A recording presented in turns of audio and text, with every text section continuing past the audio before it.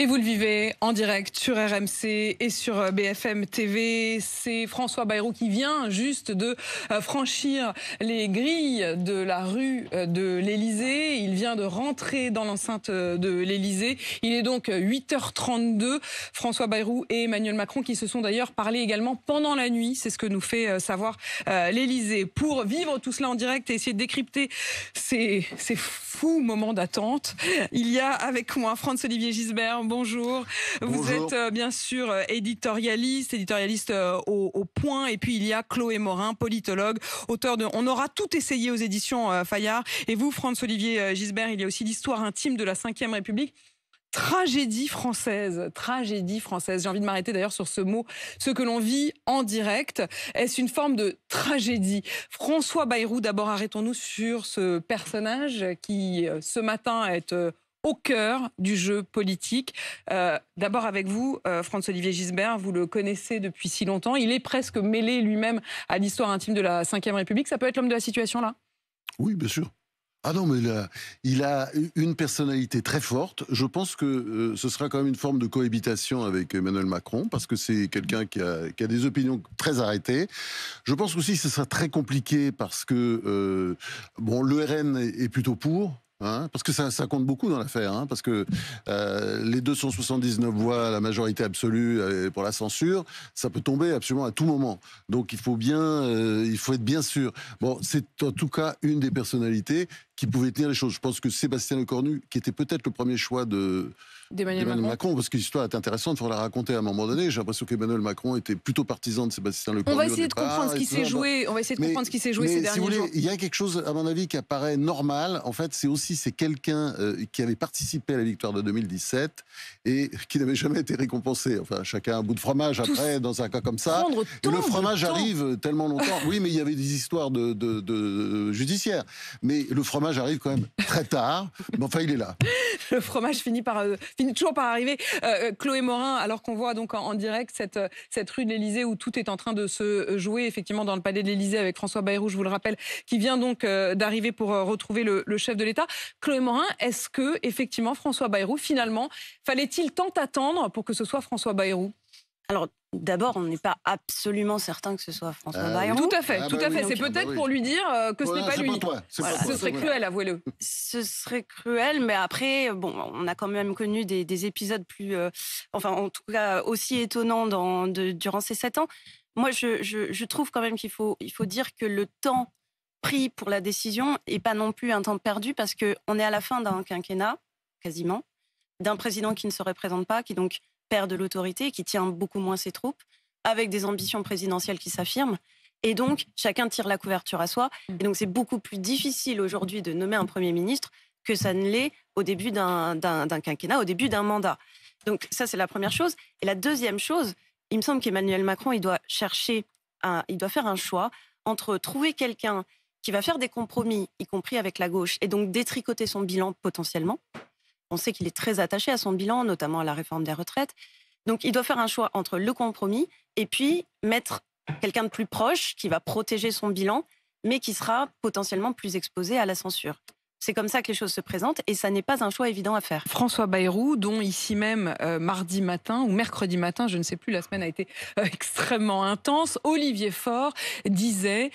ce n'est pas l'homme de la situation, nous ne souhaitons pas François Bayrou. C'était les négos, on ne le souhaite pas, et puis finalement on s'en contentera, François-Olivier Gisbert. Toute cette palinodie, parce que c'est plutôt une tragicomédie, parce que c'est une tragédie française sur le plan économique, désindustrialisation, etc., crise de société, mais là, la politique, on voit très bien, on est plutôt presque dans un film comique. Pourquoi? C'est le retour, tout simplement, du régime des partis. C'est ça qu'on a vécu ces derniers temps, on l'a déjà vu un peu avant la nomination de Michel Barnier, mais alors là c'était énorme, c'est-à-dire que chacun arrive à des exigences, veut des ministères, etc.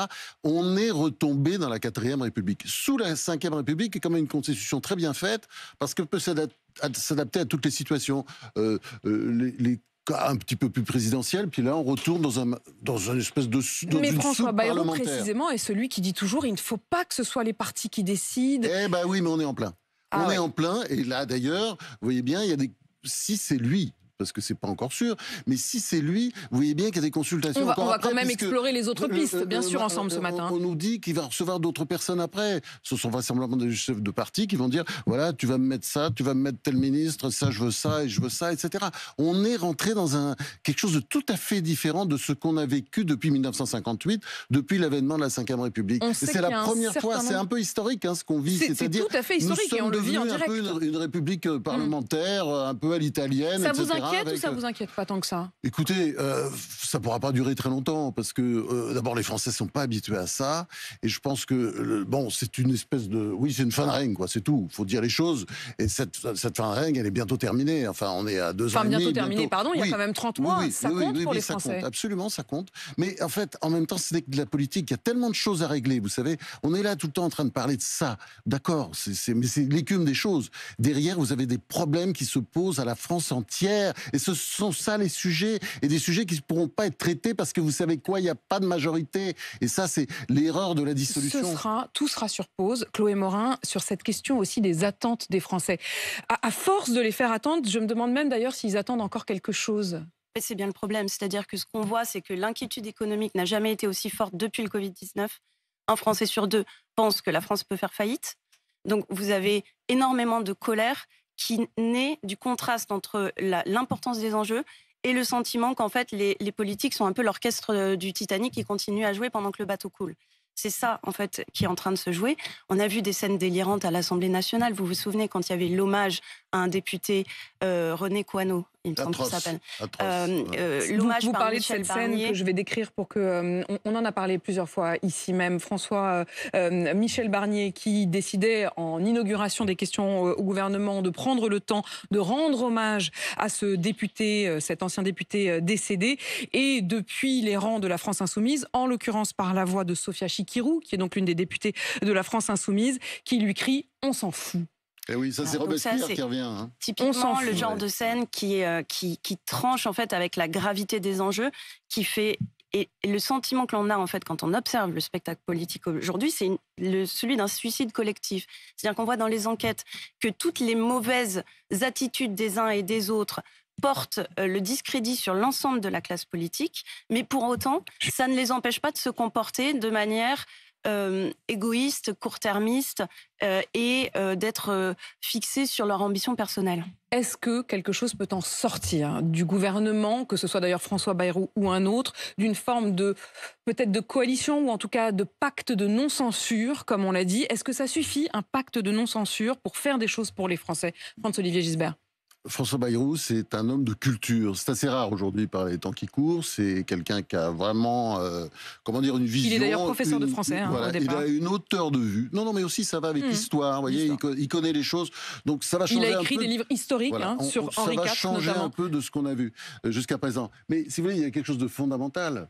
Parce que pour gouverner, il faut une majorité. Il n'y a pas de majorité. Il n'y aura pas de majorité. Donc ça va être une sorte de bricolage. Il ne pourra pas faire autrement. Parce que de toute façon, je pense que la France aujourd'hui, avec cette Assemblée nationale telle qu'elle est ingouvernable. Et là, on revient à la faute originelle d'Emmanuel Macron, c'est de ne pas avoir reconnu sa défaite en 2022. Il a fait comme s'il était toujours, il avait toujours une majorité, il y avait toujours une majorité présidentielle. Il n'y en avait plus. Et à ce moment-là, il aurait dû faire un contrat de gouvernement avec LR d'un côté, les socialistes de l'autre. Ben oui, c'est un déni total. C'est une forme de déni. Et du coup, ils ont gouverné à force à coup de 49-3. Et évidemment, ça ne pouvait pas marcher. Et à un moment donné, bon, c'est aussi la dissolution, c'est ça. C'est-à-dire, ils ne pouvaient plus gouverner non plus. Ils ne pouvaient plus gouverner. Chloé Morin, vous parlez quand même d'un suicide collectif de la part de notre classe politique. Il y a quand même des choses qui ont changé ces derniers jours, depuis la censure. Il y a notamment ce dialogue possible à nouveau entre une partie de la droite et une partie de la gauche, le Parti socialiste, les écolos, les communistes qui ont accepté d'aller discuter avec Emmanuel Macron, qui en ont d'ailleurs payé un peu les pots cassés et qui se sont attirés les foudres d'une partie de la France insoumise. Est-ce que ça a changé un peu le centre de gravité ? Oui, je pense que de toute façon, les députés, quand ils rentrent dans leur circonscription, ils voient bien qu'ils se font engueuler et que les Français, les 3/4 des Français aujourd'hui, nous disent il faut qu'ils arrivent à s'entendre. Donc, évidemment qu'il y a des pas qui sont faits dans la bonne direction. Le problème, c'est que les députés sont aussi prisonniers de nos institutions. Et c'est pour ça qu'il y a une sorte de marchandage qui est fait avec Emmanuel Macron pour essayer, contre la non-censure, d'avoir la non-dissolution. Parce qu'une dissolution pour les socialistes demain, s'ils perdent leur alliance avec les LFI, ça veut dire qu'ils reviennent peut-être à 20... En fait, pour une histoire électorale, François-Olivier Gisbert... Je ne suis pas trop d'accord là-dessus, parce qu'on voit très bien qu'il y a une alliance de substitution qui va se faire avec les macronistes. C'est-à-dire, si LFI Oui, mais arrête... ce ne sera pas une alliance au point de faire des listes communes. Oui, mais il y aura des désistements, on va s'arranger. Non, mais ça... Ah, vous pensez qu'ils s'arrangent? Ils en discutent en coulisses? Mais attendez, mais là, on est dans une période... C'est ça, on est revenu dans le régime des partis. Effectivement, je ne dirais pas forcément que c'est un D'ailleurs, on suicide les entend collectif. Très peu, les macronistes. Je voudrais dire un point là-dessus. C'est quand même assez frappant. Déjà. Non, mais c'est horrible entre eux. Qui a entendu récemment Gabriel Attal, Gérald Darmanin? Où sont-ils? Mais non, mais ils sont en train de téléphoner, de s'engueuler. Vous savez très bien. L'histoire de Roland Lescure, ça rendait fou une grande partie d'entre eux. Et puis après, c'est la grande magouille, hein. C'est la grande magouille, on en est là, Chloé Morin. Oui, bien sûr, il faut dire les choses. Et c'est pour ça que ça va faire monter le populisme. Pardonnez-moi, mais je pense on va parler des conséquences. On va parler des conséquences. C'est quand même la montée du populisme, et vous allez voir d'un anti-parlementarisme. Parce que ça, c'est évident. D'ailleurs, après l'affaire Coineau, on en parlait tout à l'heure, c'est évident qu'il y a quelque chose qui va se passer dans le pays. On le sent déjà. Moi, ce que je crains le plus, quand on observe la colère des Français, c'est que ils sont de plus en plus nombreux à se dire il faut aujourd'hui un homme fort ou une femme forte qui arrive et qui remettent de l'ordre dans tout ça. Donc on voit bien la montée de la tentation autoritaire qui n'a pas commencé hier, mais tous ces événements, tout ce qu'on vit aujourd'hui accélère cette tentation autoritaire. Le RN qui monte encore dans les sondages. Il y a ce sondage du Figaro qui a été publié il y a 24 heures. Et Jordan Bardella, les deux d'ailleurs. Hein. Qui irait jusqu'à 38% au premier tour. C'est du jamais vu. Est-ce que ça veut dire que la censure a été bien comprise par leur électorat? Bah oui. Ah oui. Bah évidemment. Il y a qu'à Paris qu'on croyait que la censure allait coûter à ceux qui ont voté la censure. Mais il suffit de sortir un peu, d'aller en province, d'écouter les gens. C'est là que je vis. Mais attendez, il y a une colère. Ce que disait Chloé, mais je suis absolument. C'est ça le sujet, c'est-à-dire on ne répond pas à cette colère. Il y a des tas de problèmes qui se posent aux Français, et c'est ça que devrait traiter l'Assemblée nationale. Au lieu de ça, ils sont en train de parler de leur petit siège, etc. Mais justement, la législative partielle, quand même un mot de ça. Vous dites la province. Bon en province, il y avait cette législative partielle.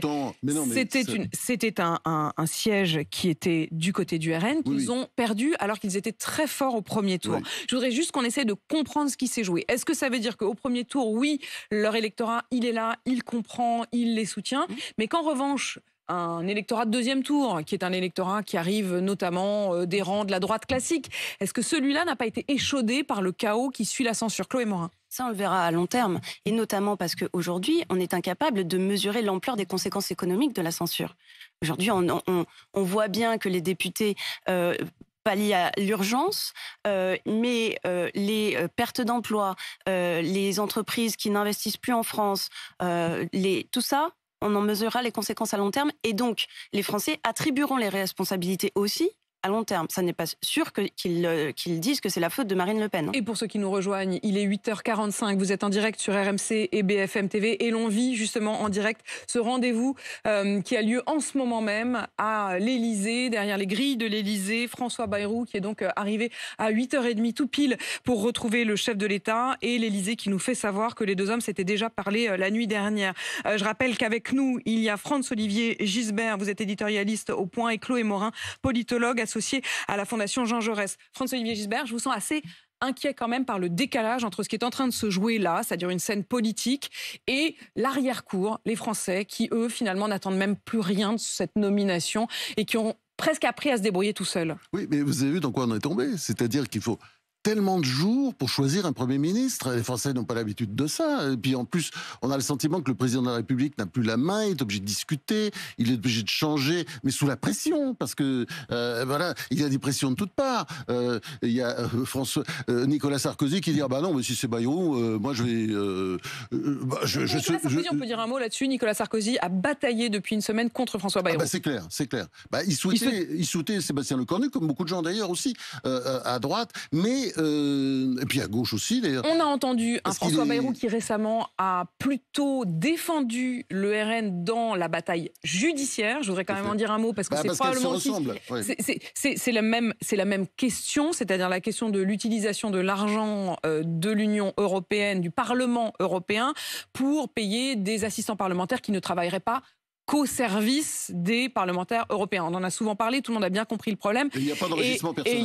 Et il y a eu un procès avec les assistants du MoDem. François Bayrou a été innocenté, mais une partie de ses équipes ne l'a pas été et a été condamnée.